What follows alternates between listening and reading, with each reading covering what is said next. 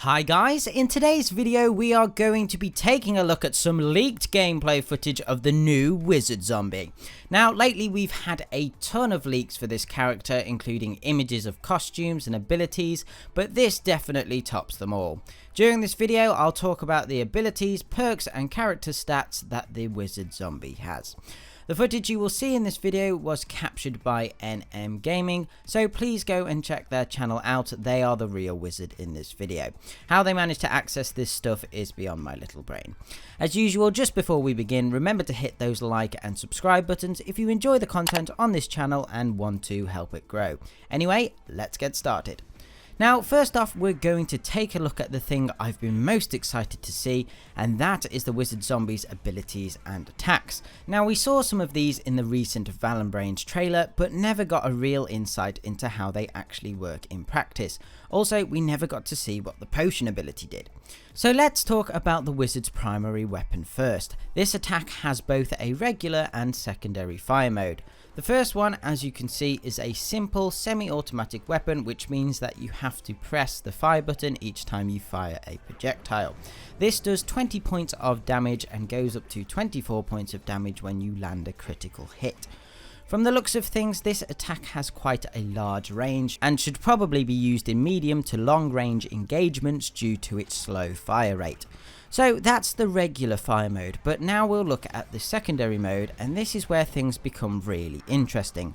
So to activate the alternate fire mode, all you have to do is hold down the fire button, and when you do this, the weapon starts to charge up like with 80's Action Hero, but with Wizard it only has one charge level, not 3. So the charge takes roughly 2.5 seconds, and as you can see, Wizard fires a fairly large magical ball projectile. So what's really interesting about this attack is that it only actually does 4 points of damage, but the ball you fire can actually bounce off walls and pass through multiple enemies. The ball can also bounce multiple times and continues to be live for about 5 seconds. The attack is not based on how many bounces it does, it's just based on time. Now, I think this is a really cool attack. We haven't seen anything like this with any other character, and it could make for some really awesome plays. I think this is one of those abilities that you have to get good with for it to be really effective. But I imagine in a game of Turf Takeover, for example, you could use this in objectives and hit multiple enemies whilst they are trying to defend or attack. You could also use this to block off narrow alleyways, as the ball will bounce fast between two walls that are close together. I think there will be a lot of different ways to use this attack, and that's really exciting to me. I don't think this is an attack you should use when you're going one-on-one against another player, unless you are between 2 points where the ball can hit them multiple times very quickly. Whilst this attack is interesting and useful, you'll still need to be aware that it does very low damage. Now we're going to take a look at the first of Wizard's abilities, which is the potion. So this one again is quite interesting because it can be used in two ways. Firstly, the potion can be thrown in your vicinity and it will make you and any other zombie invulnerable for about 3.5 seconds. So this is probably an ability, if any, that will need tweaking, but it's kind of just like Rose's Arcane Enigma ability, but only lasts 3 seconds. But I suppose this ability can make other zombies invulnerable at the same time, so I don't know if this will be overpowered or not. So the second way in which this ability can be used is more offensively. So if a plant gets hit by the potion, they will be unable to sprint or jump for 3.5 seconds. Again, this seems insanely useful to either help you escape or to prevent enemies from escaping. Now, I couldn't find a clip of this in NMGaming's footage, but what I would be interested to see is that if you use the potion on yourself but a plant is right next to you, will it give you invulnerability and at the same time prevent the plant from jumping or sprinting? I imagine it will, but I can't 100% confirm this. Also, it seems that when you are invulnerable, you can still use your attacks. As you can see here, your abilities aren't grayed out like they usually are when you are revived, for example. So again, this is something I didn't see in the footage. Finally, in terms of cooldown, this ability takes 22 seconds to recharge.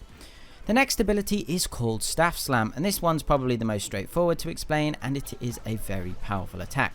So basically, as you'd expect, the wizard raises his staff above his head and then slams his staff into the ground. As the staff is raised, this fairly large purple magical rune appears on the floor.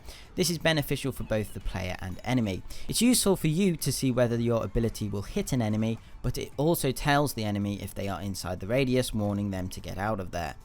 Anyway, as the staff is then slammed into the ground, these little purple orbs are fired in a 360-degree radius that do a whopping 80 damage if you are hit by one. Not only this, but if you do get caught in the area of effect, one of the orbs will home in on you, and I'm not sure whether it is possible to dodge it. Out of the 3 abilities, this one is the biggest damage dealer and will probably be most useful when dealing with multiple enemies, but probably best if they are caught off guard, as whilst you are using this ability you are left vulnerable for a couple of seconds, which with multiple enemies shooting at you is more than enough time to take down Wizard, especially with his relatively low health of 125. Finally, as with the previous ability, I just want to mention the cooldown time, which is 18 seconds, which based on how powerful this ability is, should be arguably longer. The final ability Wizard has is called Co-Star, which I have to say is a very clever name.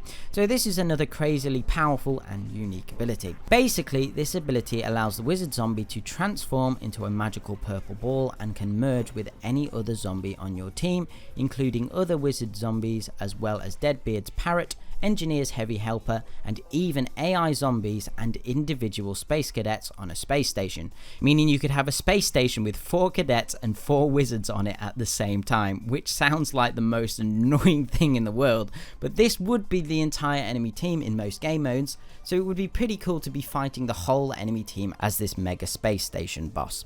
Anyway, when you're attached to a character, you will see this purple ball on top of a cloud above their head with a lovely smiley star in the middle. So when you're in this form, you are able to do a couple of things. So the first thing to note is that you can still use both primary and secondary attacks, as well as use all your abilities, just as you would out of this form. Not only can you use them, but you have free 360-degree rotation, so you could be shooting behind whilst the zombie you are merged with can be shooting in front. You also have the benefit that the character you are attached to is still able to shoot and use their abilities as well. So that's the first thing. Now the second thing is related to the yellow and purple ring of stars you can see around the purple ball. So basically the yellow section of stars indicates the direction the zombie you are merged with is looking. So if you are Wizard Zombie and decide to face the same direction that the other zombie is facing, so in the direction of the yellow stars, the zombie you are merged with will get a homing effect on their primary weapon. This means the weapon will work like Rose's homing thistles. But again, this only happens if you are facing the same way as the yellow stars. Also, when you do this, it gives the zombie you are merged with a purple effect overlay on their weapon. Like with PvZBFN as well, this ability has a timer you can see on screen, so this means the ability will eventually run out when you've been merged with another character for a certain amount of time. Also, the cooldown for this ability is 10 seconds, which again I think should probably be longer. Finally, we got a quick look at some of the perks, but due to the nature of the files, the wizard's specific skills were locked, so there is no description for them, unfortunately.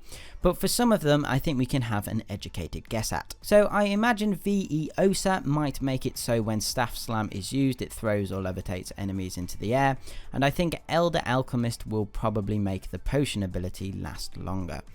Overall, from an initial look, I think the Wizard Zombie is going to need some nerfs, probably in terms of primary weapon damage and cooldown times mainly, but it seems the abilities he has will be super powerful in both PvE and PvP modes. But as a whole, this is a really exciting character. I love the whole aesthetic and the fact the sprint animation is Wizard riding his staff like a broomstick. He's really cool and really cute at the same time. I cannot wait to play as the character, but I wouldn't be surprised if there is a considerable nerf soon after he has been released. Anyway guys, that's about it for today's video. I hope you enjoyed.